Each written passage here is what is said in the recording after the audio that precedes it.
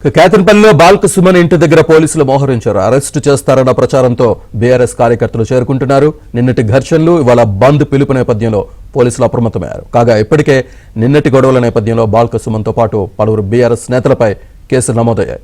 చెన్నూరులో BRS మాజీ councillor అనిల్ను అదుపులోకి తీసుకున్నారు.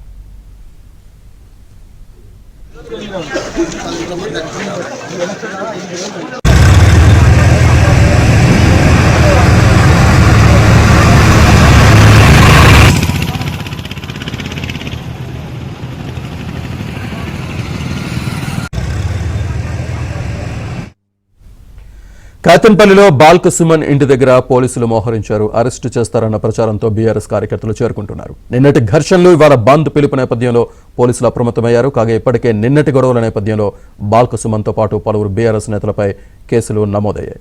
చెన్నూరులో బీఆర్ఎస్ మాజీ కౌన్సిలర్ అనిల్ను అదుపులోకి తీసుకున్నారు. పూర్తి డీటెయిల్స్ మా కరెస్పాండెంట్ మాంతయ్య అందిస్తారు. మాంతయ్య, శ్రీనివాస్, కేతన్పల్లిలో మూడో రోజు కూడా హైటెన్షన్ కంటిన్యూ అవుతుంది. ముఖ్యంగా ఏదైతే బీఆర్ఎస్ సిపిఐ కూటమి ఈరోజు కేతన్పల్లి బంద్ పిలుపునిచ్చింది. మనం ప్రస్తుతం కేతన్పల్లిలో ఉన్నాం. కేతన్పల్లికి సంబంధించిన బంద్ ప్రభావం చూస్తూ ఉండవచ్చు.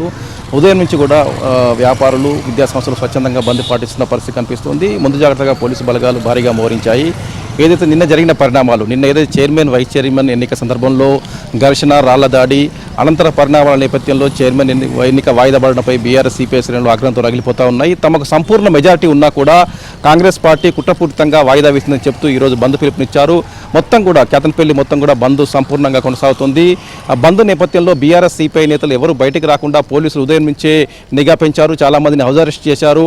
ఎవరు కూడా ఆ సిపిఐ బీఆర్ఎస్ నేతలు ఎవరు కూడా బయట కనిపించలేని పరిస్థితి కనిపిస్తుంది. మరోవైపు బాల్క సుమన్, మాజీ ఎమ్మెల్యే బాల్క సుమన్ ఇంటి వద్ద కూడా ఒక హైటెన్షన్ కొనసాగుతుంది. సుమన్ అరెస్ట్ చేసే అవకాశం ఉందన్న ప్రచార నేపథ్యంలో పార్టీ శ్రేణులు రాత్రి నుంచి కూడా అక్కడే ఉన్నారు. వందల సంఖ్యలో పార్టీ సంబంధించిన కార్యకర్తలందరూ కూడా సుమన్ ఇంటి వద్ద ఉన్నారు. అరెస్ట్ చేస్తే అడ్డుకునేందుకు భారీ ఎత్తున కార్యకర్తలు మోహరించారు. మరోవైపు సుమన్ ఇంటి చుట్టూరా కూడా పోలీసు బలగాలు ఉన్నాయి. ఎవరు కూడా కొత్త వ్యక్తులు ఎవరు కూడా సుమన్ ఇంటికి వెళ్లకుండా పోలీసులు కట్టడి చేస్తున్న పరిస్థితి కనిపిస్తూ ఉంది. మొత్తం మీద కూడా ఇక్కడ కాంగ్రెస్, ఇటు బీఆర్ఎస్ సిపిఐ కుటుంబం మధ్య నువ్వా నేనన్నట్టు ఒక టెన్షన్ వాతావరణం అయితే కొనసాగుతుంది.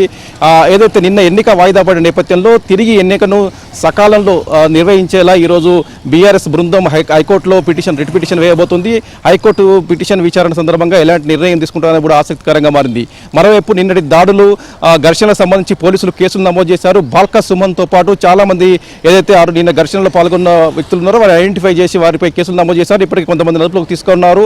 ఇంకా అనేక మంది నేతలను ఆ కేసులో, తదితరులను అందులో కేసులో పెట్టి ఇన్వాల్వ్ చేసే పరిస్థితి కనిపిస్తోంది. దీంతో చాలా మంది నేతలు అజ్ఞాతంలో వెళ్ళిపోయిన పరిస్థితి కనిపిస్తుంది.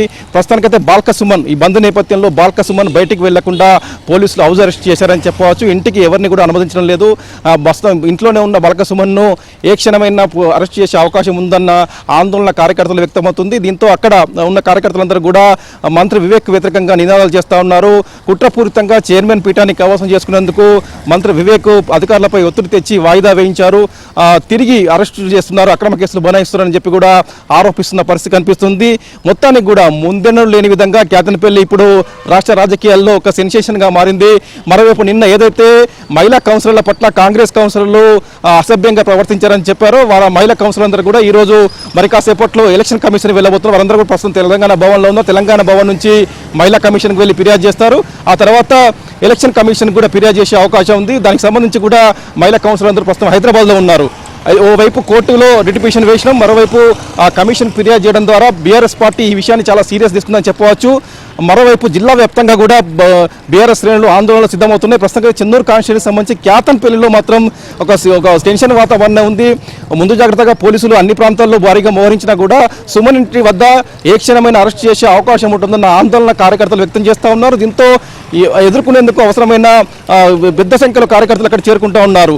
రోజు కూడా పరిస్థితి ఇంకా జటిలంగా మారే అవకాశం కనిపిస్తుంది. ఈరోజు హైకోర్టులో రిట్ పిటిషన్ తర్వాత హైకోర్టు తీసుకున్న నిర్ణయంపై కూడా సర్వత్రా ఉత్కంఠ ఉంది. ఒకవేళ సకాలంలో రేపు లేదా ఎల్లుండి ఎన్నిక నిర్వహించని హైకోర్టు డిసిజన్ ఇస్తుందా, లేకుంటే మళ్ళీ ఈసీ నిర్ణయమే ఫైనల్ అవ్వబోతుందా అన్నది దానిపై కూడా ఆసక్తికరమైన చర్చ జరుగుతోంది. అదే సమయంలో ఈరోజు ఈసీకి టీఆర్ఎస్ ప్రతినిధుల బృందం అంతా కూడా కాసేపట్ల ఈసీ కూడా కలవబోతోంది. మొత్తానికి ఉమ్మడి ఆదిలాబాద్ జిల్లాలో కేతన్పల్లి ఇష్యూ బీఆర్ఎస్ పార్టీలో ఒక సెన్సేషన్గా మారుతుంది. రాజకీయంగా కూడా ప్రకంపనలు సృష్టిస్తోంది. Srinivas. Right, Mother. Thank you.